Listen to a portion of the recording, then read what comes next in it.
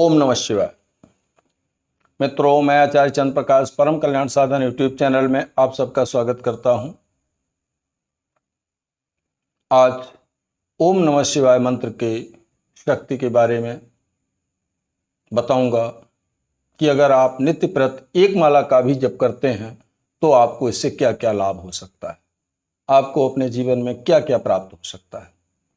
मित्रों, ओम नमः शिवाय मंत्र भगवान शिव का मूल मंत्र है। शैव परंपरा में भगवान शिव को सुप्रीम गॉड कहा गया है।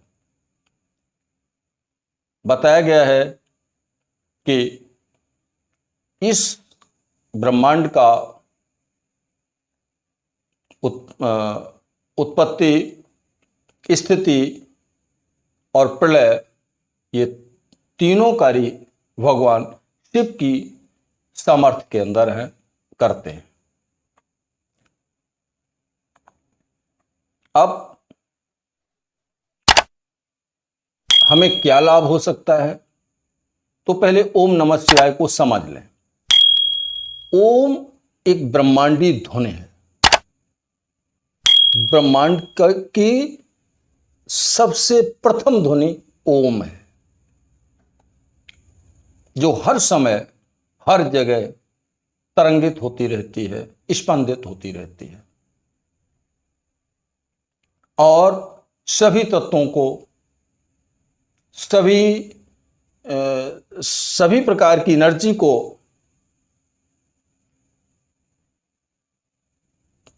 उनके अंदर संतुलन बनाए रखने का कार्य करती रहती है। यह ध्वनि महाशक्तिशाली ध्वनि है।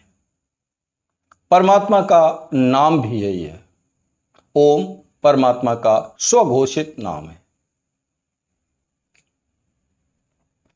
नमः शिवाय के अंतर्गत 5 अक्षर आते हैं, इसलिए इसको पंचाक्षरी मंत्र कहा जाता है।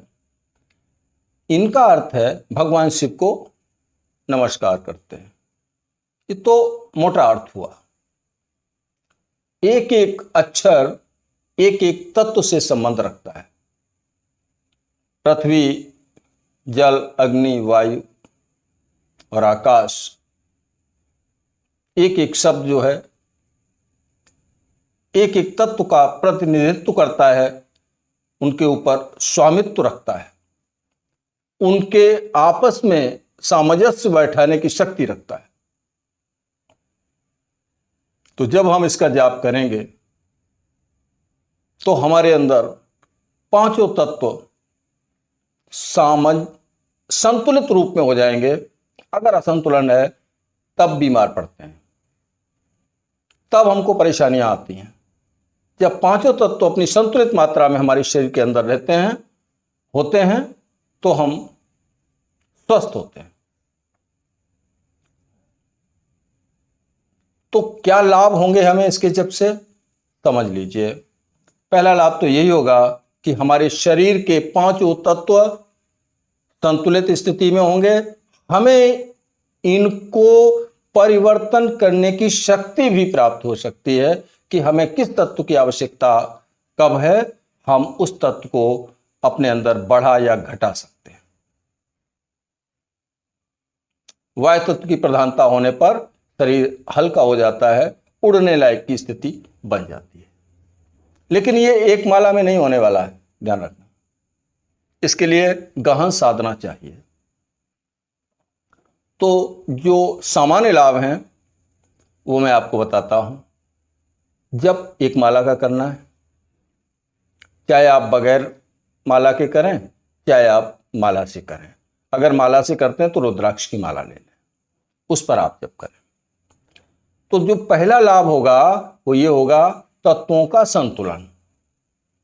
दूसरा लाभ क्या होगा?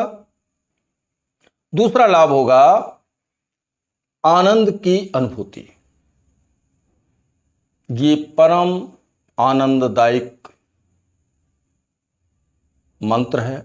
जब हम इसका जाप करते हैं तो हमारे चारों तरफ आनंद की अनुभूति हमें होना शुरू होती है। अंदर से भी होती है और बाहर से भी होती है। दूसरा लाभ, तीसरा लाभ ये है कि नकारात्मकता समाप्त होती है। आप श्रद्धा, विश्वास, प्रेम पूर्वक इस मंत्र का जाप करेंगे तो जो जन्मों जन्मों की, वर्षों की, जन्मों की नकारात्मकता हमारे शरीर में, हमारी अंतःकरण में व्याप्त है, वो नकारात्मकता धीरे धीरे समाप्त हो जाएगी।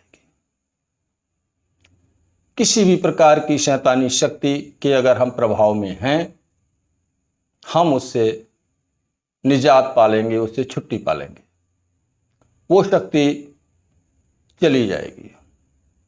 किसी भी प्रकार की शैतानी ताकत के प्रभाव के अंदर हम नहीं आ सकते, उसका कोई प्रभाव हमारे ऊपर नहीं पड़ सकता है। हमारे नेगेटिव थॉट्स हैं वो समाप्त हो जाएंगे, पॉजिटिव थॉट्स उसका स्थान ले लेंगे। कहने का मतलब सकारात्मक सोच हो जाएगी, और हम जब सकारात्मक सोच के साथ कोई कार्य करेंगे तो 100% सफल होंगे। ये हुआ। इसके बाद अगला लाभ है तनाव से मुक्ति। तनाव हमें होता है जब हमारे शरीर में स्ट्रेस हार्मोन की मात्रा बढ़ जाती है, लेकिन जब हम जप करते हैं तो स्ट्रेस हार्मोन की मात्रा घटती चली जाती है, अंततः पूर्ण रूप से घट जाती है, तो हमें पूर्ण आनंद की प्राप्ति होती है। स्ट्रेस समाप्त हो जाता है, तनाव बिल्कुल समाप्त हो जाता है। इसलिए इस मंत्र को स्ट्रेस बस्टर भी कहा गया है। बस्ट कर देता है, नहीं कहते हैं ना साइकिल बस्ट हो गई, तो ये बस्ट कर देता है। अच्छा, इसके बाद अगला लाभ है इंद्रियों का निग्रह, यानी इंद्रियों पर स्वामित्व। अभी हमारी इच्छा किसी चीज पे चल रही है, हम उस इंद्री के वशीभूत हैं। वो हमसे अच्छा भी काम करा सकती है और बुरा भी काम करा सकती है, क्योंकि उसके ऊपर हमारा आधिपत्य नहीं है। लेकिन जब हम ओम नमः शिवाय मंत्र का जप करेंगे तो हमारा स्वामित्व इनके ऊपर हो जाएगा और इंद्रिय निग्रह हम कर सकेंगे, इंद्रियों को कंट्रोल कर सकेंगे। सामान्य भाषा में जब चाहेंगे अपनी इंद्रियों को कंट्रोल कर सकेंगे। ये बहुत बड़ा लाभ है। इसके बाद अगला लाभ क्या बनता है? इससे अगला लाभ बनेगा, इस मंत्र को जप करने वाले की अकाल मृत्यु नहीं होती। जब कोई इस मंत्र का जप करता है तो उसकी